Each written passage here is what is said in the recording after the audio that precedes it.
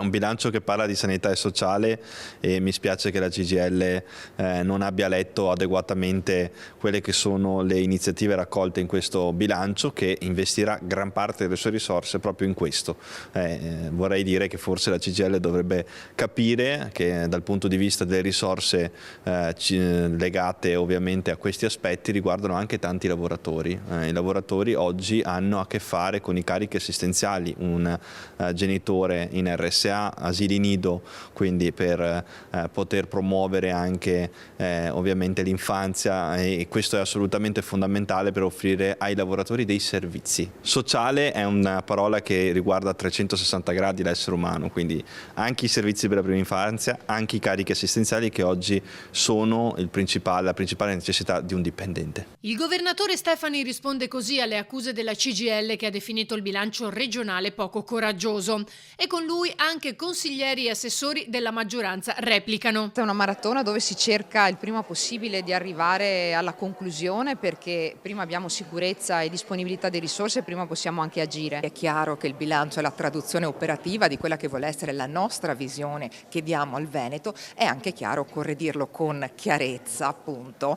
che si tratta di un bilancio di transizione, non si può promettere all'universo mondo, quindi si è cercato evidentemente di dare spazio, al di là delle partite obbligatorie, anche a quelli che erano temi importanti come l'attenzione alle marginalità o a tutte quelle aree più fragili, o al fatto di non voler mettere mano nelle tasche dei veneti.